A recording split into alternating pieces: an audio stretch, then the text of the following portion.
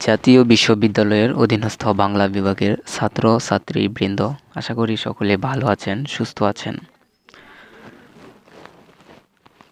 গত ক্লাসে আমরা অক্ষরবৃত্ত ছন্দের প্রকার, প্রকরণ, বৈশিষ্ট্য সহ বিস্তারিতভাবে আলোচনা করে জেনেছিলাম। তারই ধারাবাহিকতায় আজকে আমরা অনার্স তৃতীয় বর্ষের রূপতত্ত্ব, রসতত্ত্ব, অলঙ্কার, ছন্দ এই বিষয়টি থেকে গুরুত্বপূর্ণ একটি প্রশ্ন নিয়ে হাজির হয়েছি। সেটি হচ্ছে শব্দালঙ্কার কাকে বলে, শব্দ অলঙ্কারের প্রকার বিস্তারিতভাবে আলোচনা করব। এটি একটি গুরুত্বপূর্ণ টপিক, খুবই গুরুত্বপূর্ণ। শব্দ অলঙ্কারের ডালপালা অনেক। আজকে আমরা শব্দ অলঙ্কারের প্রকারগুলো বিস্তারিতভাবে জানার চেষ্টা করব। তবে চলুন কথা না বাড়িয়ে আজকের মূল টপিকে প্রবেশ করি।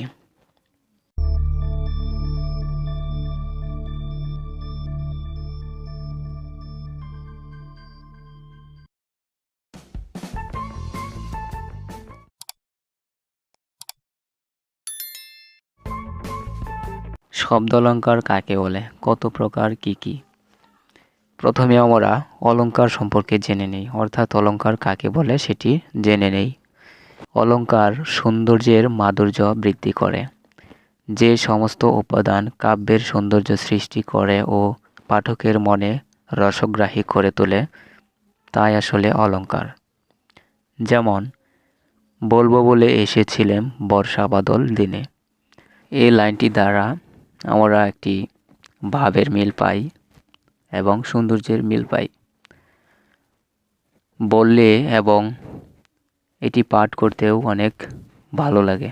সৌন্দর্য বৃদ্ধি সমৃদ্ধ কোনো বাক্য পাঠ করলেও মনের মধ্যে প্রশান্তি অনুভব করা যায়। তেমনি একটি উদাহরণ, যে বাক্যটিতে অলঙ্কারে ভরপুর। বলবো বলে এসেছিলেম বর্ষা বাদল দিনে। এই পর্যায়ে আমরা অলঙ্কারের প্রকার সম্পর্কে জেনে নেই। অলঙ্কার সাধারণত দুই প্রকার আমরা জেনে থাকি। যেমন 1 নম্বর শব্দালঙ্কার এবং অর্থালঙ্কার।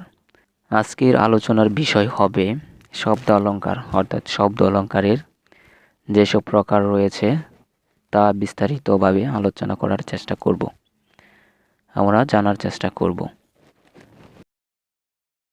শব্দ অলঙ্কার কি, শব্দ অলঙ্কার কাকে বলে সেটি আমরা প্রথমে জেনে নেই।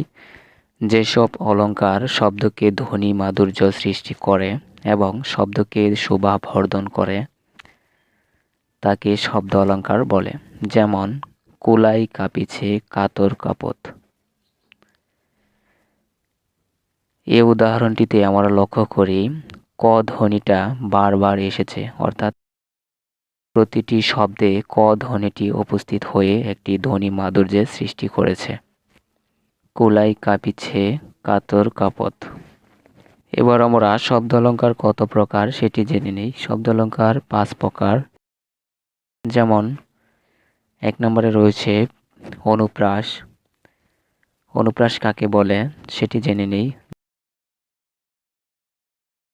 যে অলঙ্কারে একই বর্ণ বা বর্ণগুচ্ছ বারবার উচ্চারিত হয়ে ধ্বনি মাধুর্যের সৃষ্টি করে তাকে অনুপ্রাস বলে।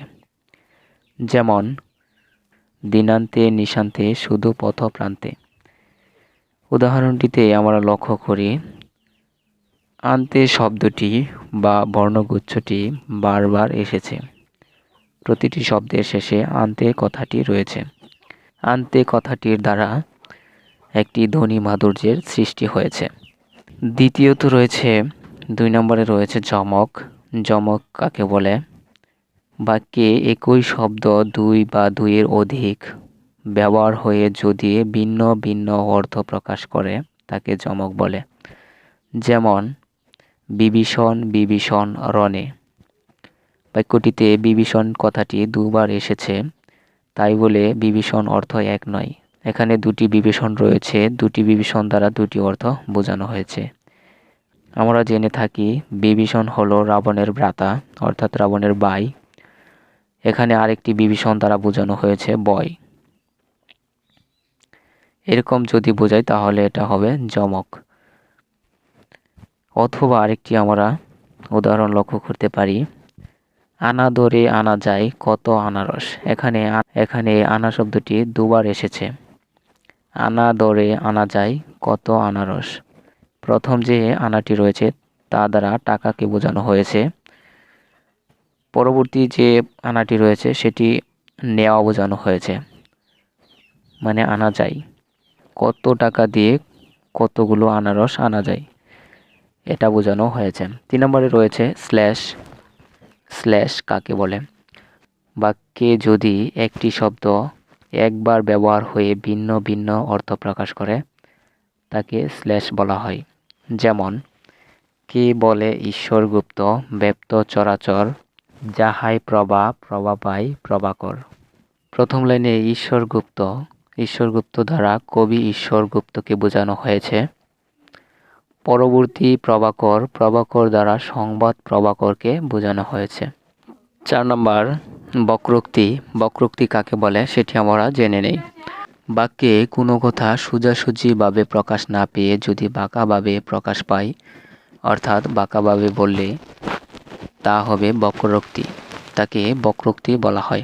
যেমন, আমি কি ডরাই সাথী ভিখারি রাঘবে। অর্থাৎ একটি শব্দ ব্যবহার হয়েছে আর সেটির অর্থ ভিন্ন হয়েছে। এই কথাটি সোজাসুজি প্রকাশ না হয়ে একটু বাঁকাভাবে হয়েছে। যেমন, সোজাসুজি বললে বলা হতো যে আমি ভিখারি রাঘবকে ভয় পাই না।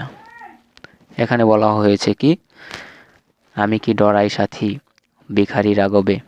5 নম্বর পুনরুক্ত পদাভাস। কোনো বাক্যে যদি মনে হয় একই অর্থে একাধিক শব্দ প্রয়োগ করা হয়েছে, অথচ মনোযোগ সহকারে বিশ্লেষণ করলে বোঝা যায় আসলে তারা ভিন্ন অর্থে ব্যবহৃত, এমন অলঙ্কার প্রয়োগকে পুনরুক্ত পদাভাস বলা হয়। যেমন, তনুতে শরীর ঘষে তোমার সুঘ্রাণে।